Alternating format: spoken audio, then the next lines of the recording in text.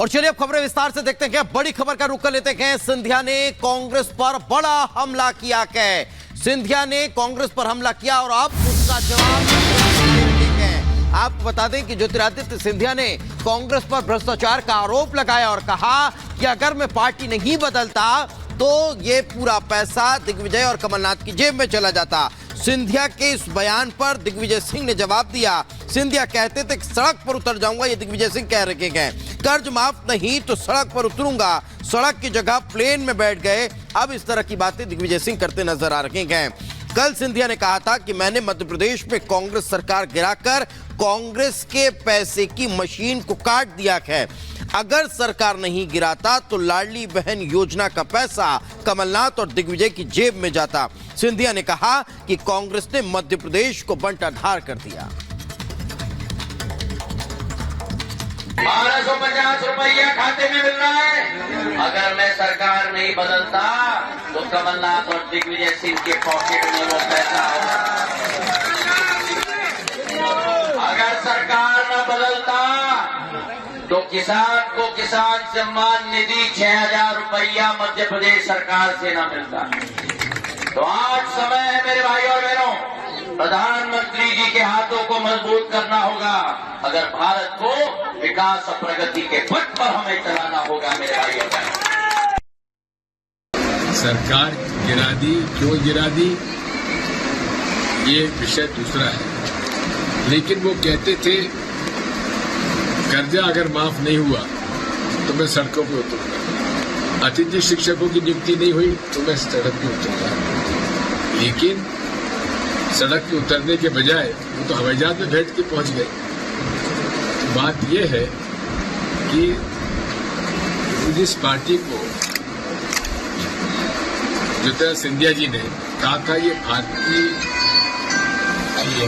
जो बीजेपी जो है ये पाकिस्तान की आईएसआई की समर्थित राजनीतिक दल है, उसके वीडियो है। अब मोदी जी जरा उनसे पूछे कि भाई ये आपने क्यों कहा। और अब बात गुना में मासूम के साथ हुई हैवानियत की। इंसानियत को तार तार करती इस खबर ने सबको चौंका दिया और एमपी के मोहन सरकार ने नजीर पेश करते हुए आरोपी के घर पर बुलडोजर कार्रवाई की, जिससे कोई भी इस तरह की हैवानियत को अंजाम न दे पाए। रिपोर्ट आपको दिखाते हैं।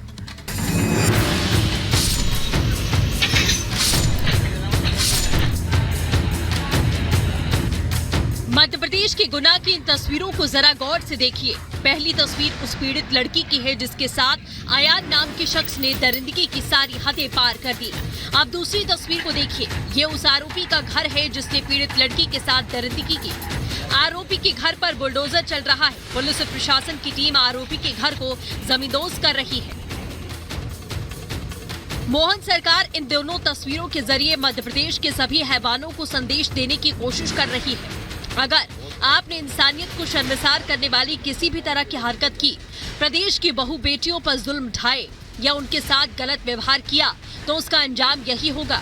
आरोपी जेल तो जाएगा ही, उसका घर भी नहीं बचेगा। यानी ऐसे आरोपियों का पूरा परिवार बेघर हो जाएगा।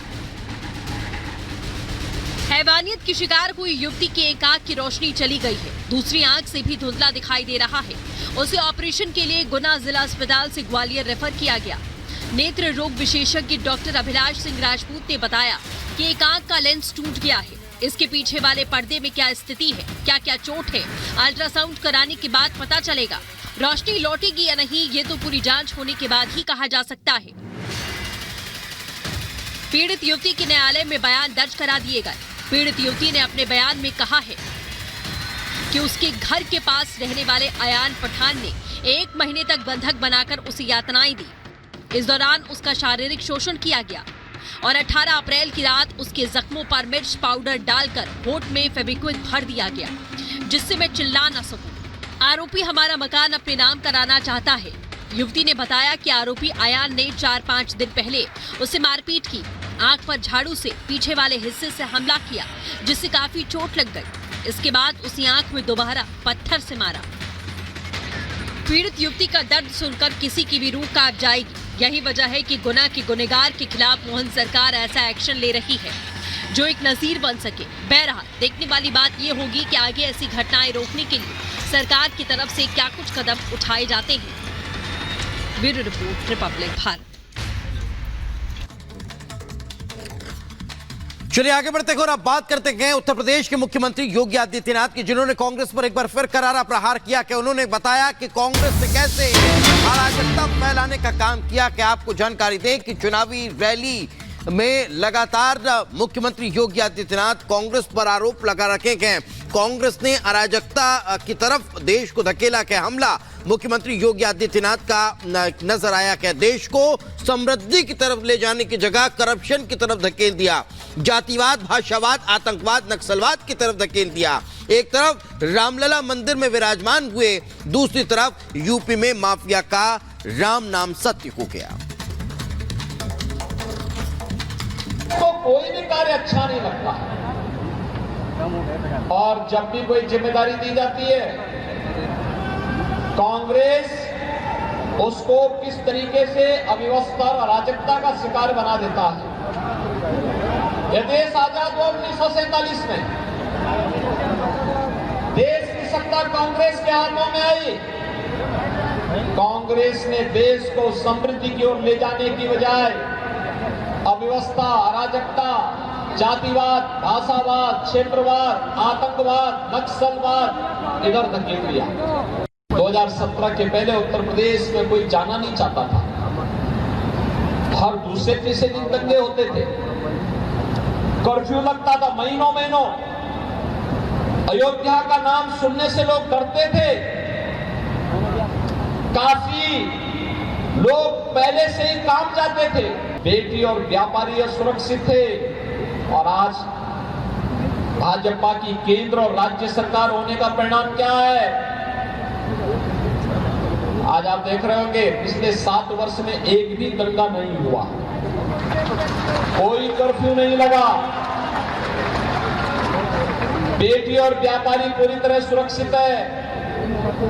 काशी में काशी विश्वनाथ धाम का कॉरिडोर और विंध्याचल में विंध्यवासिनी धाम का कॉरिडोर बन गया, और अयोध्या में तो लगता है जैसे त्रेता युग का प्रभु राम का युग स्वयं साक्षात अयोध्या धाम में आ गया। एक तरफ अयोध्या में प्रभु राम साक्षात विराजमान हो गए हैं, और दूसरी तरफ उत्तर प्रदेश के माफिया और अपराधियों का राम नाम सत्य है भी हो गया है ना।